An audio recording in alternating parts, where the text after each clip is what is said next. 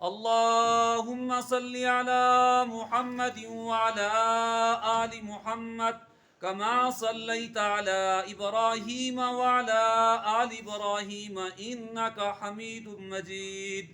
اللهم بارك على محمد وعلى آل محمد كما باركت على إبراهيم وعلى آل إبراهيم إنك حميد مجيد.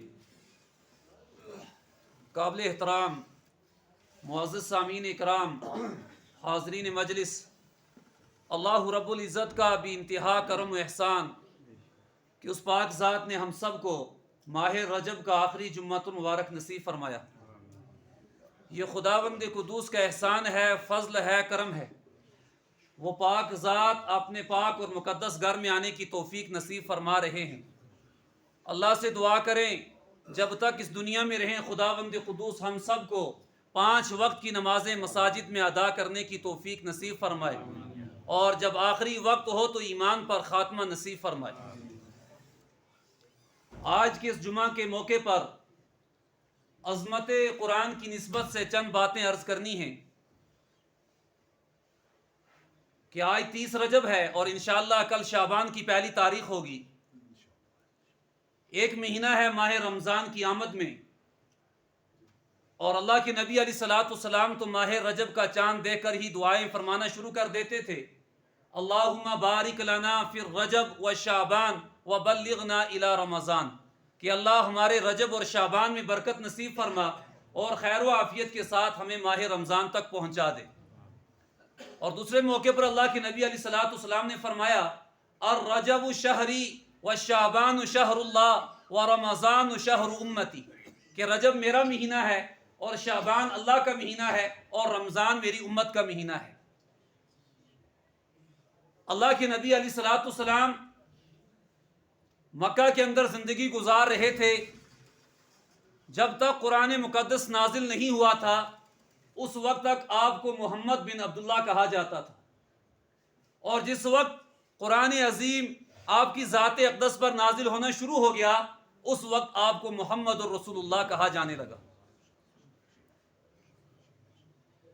کہ جب لفظ اقرا حضرت جبرائیل نے آپ سے کہا پڑھو، اسی وقت سے آپ کی نسبت اللہ نے اور اونچی کر دی اور بلند کر دی.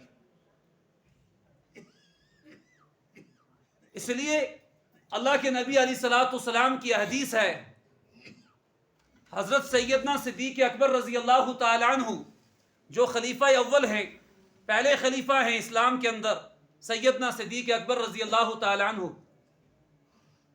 حضرت سیدنا صدیق اکبر رضی اللہ تعالی عنہ جب قرآن مقدس کی تلاوت فرمایا کرتے تھے، قرآن کی تلاوت کیا کرتے تھے، آپ کی قرآن کی تلاوت کرنے کی وجہ سے 13 لوگوں نے اسلام قبول کر لیا. اور ایک موقع پر کچھ لوگ اللہ کے نبی علیہ الصلوۃ والسلام کی خدمت اقدس میں حاضر ہوئے آپ کی شکایت لے کر کہ یا رسول اللہ، یہ آپ کا یار کیسا ہے، آپ کا دوست کیسا ہے کہ جب یہ ایسا کلام پڑھتا ہے جس کی وجہ سے ہمارے گھروں میں عورتیں روٹیاں بنانا چھوڑ دیتی ہیں اور ہمارے مزدور جو مزدوری پر جاتے ہیں وہ کاموں کو ترک کر دیتے ہیں اور گلی کوچوں کے اندر کھڑے ہو کر اس کے کلام کو سنتے ہیں. کس کا یہ ایسا کلام یہ پڑھ رہا ہے جس کی وجہ سے پورے علاقے کے اندر انقلاب آ رہا ہے، کس کلام کے پڑھنے کی وجہ سے لوگ ان کی جانب مائل ہو رہے ہیں اور اس کلام سے متاثر ہو کر اسلام کے اندر داخل ہو رہے ہیں. کفار مکہ ایک موقع پر بڑے بڑے سردار جمع ہوئے، جس میں عتبہ بھی تھا، ابو جہل بھی تھا، اور دیگر ان کے سرداران مکہ وہاں پر موجود تھے.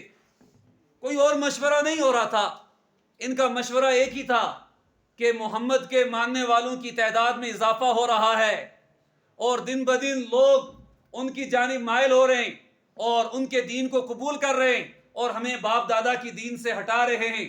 ایسے موقع پر ہمیں کوئی ایسی تدبیر اختیار کرنی چاہیے جس کی وجہ سے محمد رسول اللہ خود ہمارے ساتھ آ جائیں، تاکہ ان کا جو یہ کام ہے، ان کا جو مشغلہ ہے، جو یہ دعوت کر رہے ہیں، یہ کام خود بخود رک جائے اور ہم اپنے باپ دادا کی دین پر جمے رہیں.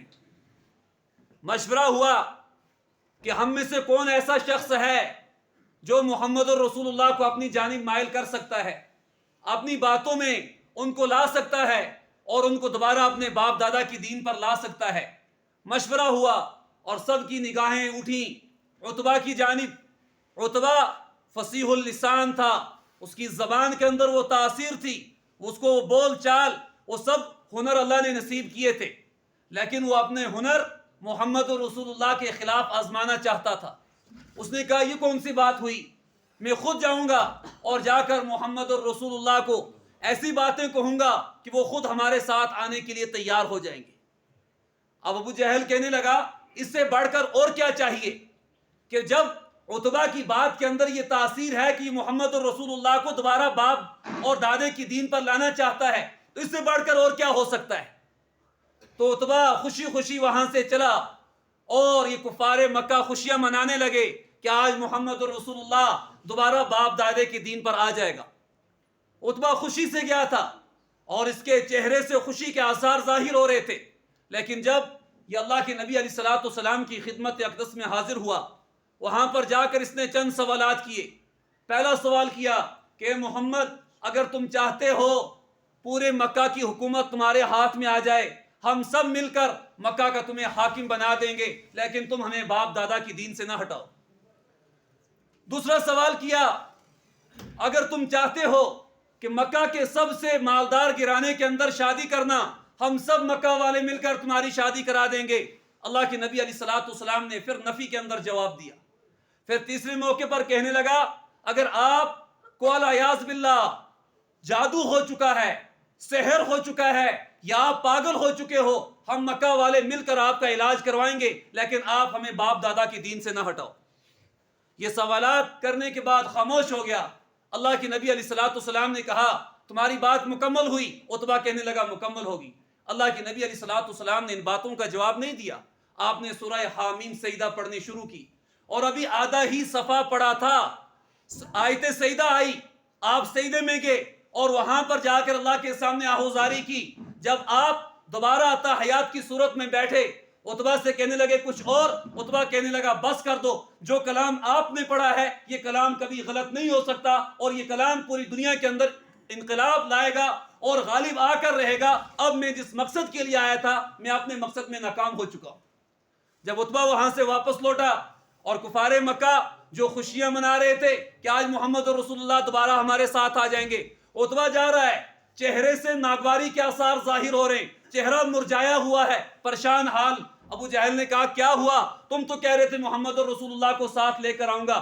عتبہ کہنے لگا واللہ جو کلام محمد نے پڑھا ہے وہ کلام پوری دنیا کے اندر اگر غالب آ جائے گا تو پوری دنیا کے اندر بھائی چارگی اور محبتیں پھیل جائیں گی، ہم محمد رسول اللہ کو اس کلام سے نہیں ہٹا سکتے۔ یہ قرآن پاک کی تاثیر ہے، اور قرآن پاک اللہ تعالیٰ نے اس کے اندر وہ عظمت رکھی ہے، وہ جلالت رکھی ہے کہ کوئی بھی قرآن پاک کی طرف اگر غلط نگاہ بھی اٹھاتا ہے، اس قرآن کا ایسا اثر ہے کہ وہ خود قرآن کے سامنے جھک جاتا ہے، اور قرآن پاک ایسی تاثیر پیدا کر دیتا ہے کہ مجبور ہو جاتا ہے قرآن مقدس کو اپنانے کے لیے اپنی زندگی کے اندر۔